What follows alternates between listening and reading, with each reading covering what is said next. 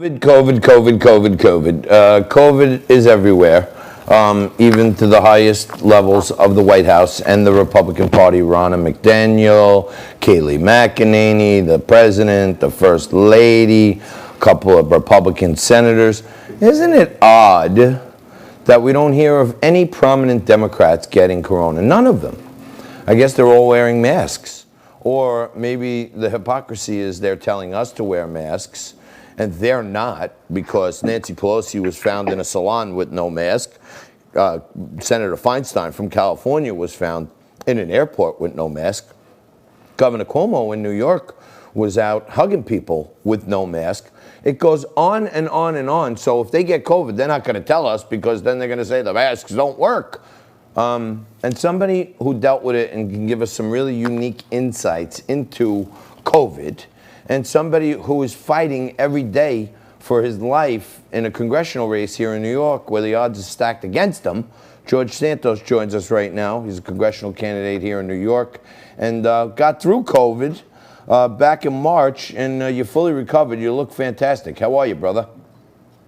Hey, John. How are you? Good to see you. It's always a pleasure to be here with you. I'm looking at the view behind you. I'm sorry, it's so distracting. I'm sorry about that. I didn't know how you could work with that. Yeah, well, I'm in the living room of my house, so it's I got to deal with that every day. But I figure at least give the people something nice to look at while they're listening to my commentary. It's the not scenery. A bad living room to have. So, exactly. As you were saying, COVID, right? So, we've been through this spiel before, you and I, and I love coming on the show and talking about it. But first off, I want to say I'm very happy to see the recovery of the President of the United States, that he's on a great path to recovery. I can't wait to get that result back that he's negative. Yeah, I'd like that. But Georgie, let me just ask you this. I know we've been through the litany of your thing, of your bout with COVID. But what, from your perspective, what's the real period where, like, from when you realized you had something that was weird till you felt like okay again?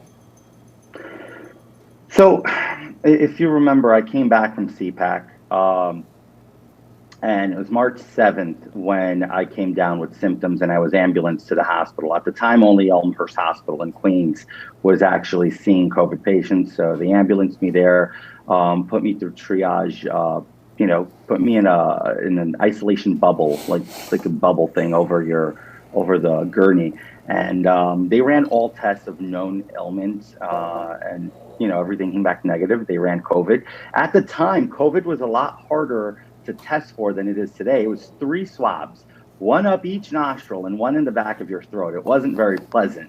So they did that, sent me home and said, isolate, quarantine, and we'll get back to you in 72 hours.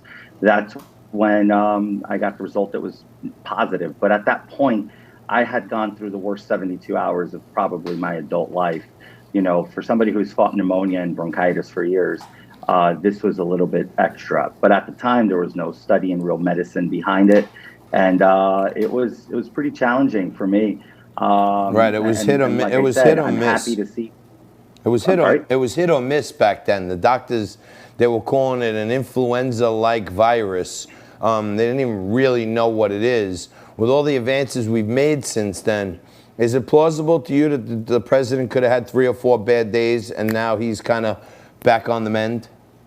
Absolutely. I mean, look, I couldn't stand up straight the way he was standing up straight, 4 days into it. And I'm much younger than the president by a long shot. President's 42 years older than I am. And clearly he's doing much better than I did. So that just proves that the science that he's been preaching about, hydroxychloroquine, the cocktails, and all the other treatments that he's been receiving work. Here's a prime candidate, overweight, older man, and comes out on top. Yeah. I mean, all he really needs is now a little bit of rest, test negative, and he's back on the trail.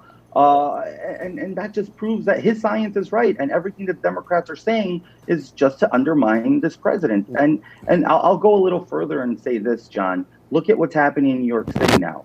Mayor de Blasio and Governor Cuomo are now attacking religious freedoms of people who are gathering, because apparently they're going to be the next super spreaders and hotspots in the Jewish community. Now, we're talking about a major infringement of our Constitution. Even JFK once said it.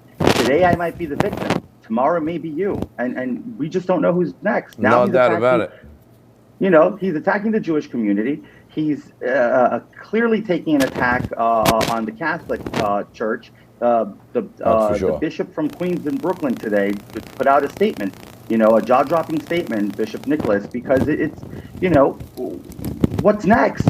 Yeah, no, well, I think we know it. I think we know what's next. They want to just pay everybody unemployment to stay home. They want to keep businesses closed.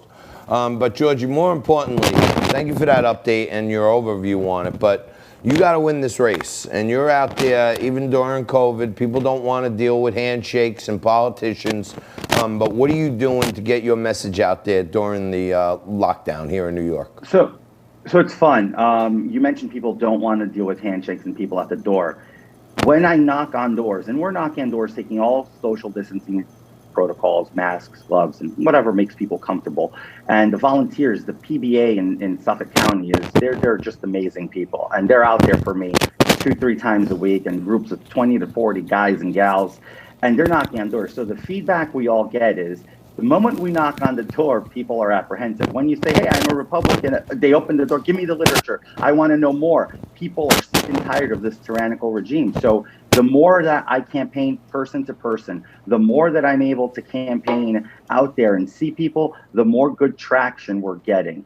The campaign itself has been largely virtual, as you were a big help for us and gave us a lot of airtime during the crucial portions of the shutdown. But if it wasn't for the honest media outlets like you guys and a few others there that gave us coverage, incumbents like Tom Suozzi had it in the bag. But I'm not going to fight. I'm not going to lay on my back and let him run over me. I'm going to give him a fight. And it's about sharing with people. People want law and order. People want to support the police. We're not a lawless society, and Democrats have to stop thinking that that's who we are. I think, George, and I'm a novice at political strategy, but I've run for a couple of offices. I've run some renegade campaigns for people. And I think the real message that you should think about carrying is forget about everything else, okay? Moms, women, grandmothers, they care about one thing inside of them. That's safety and security for their kids. They want to defund the police. Me, George Santos, I want to fund the police. I want you to have cops in your neighborhood. I want you to feel safe and secure that your kids are in good hands in a George Santos Republican administration. And you're going to support the president, who's endorsed by every law enforcement union. I think that's it. I think women go say, hey, I'm with him. I don't care about no AOC. I don't care about no squad, no left, nothing. I want cops. And that's what women will vote for, if you ask me. Oh, you're absolutely right. I'll share this quick story with you that happened in my district.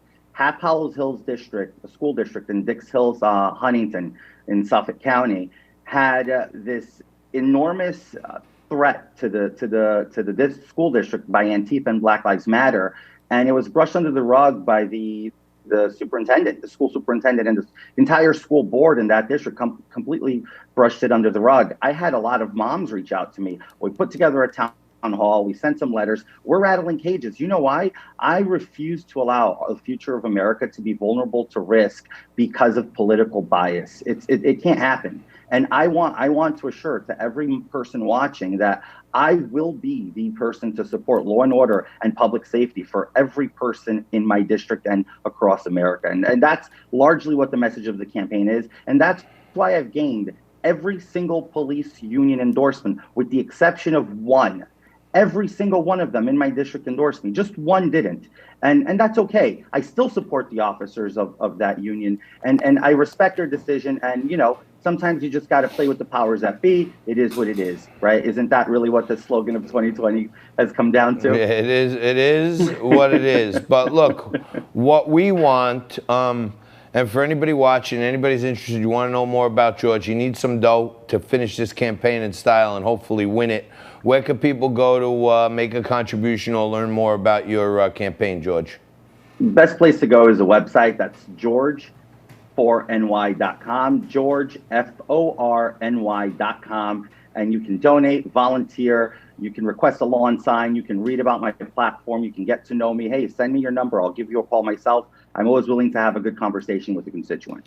Fantastic. For those of you out there who want to see our president have more support in Washington, go to george4ny.com and throw a couple of coins in the piggy bank for my buddy George Santos. Thank you, brother. Appreciate it.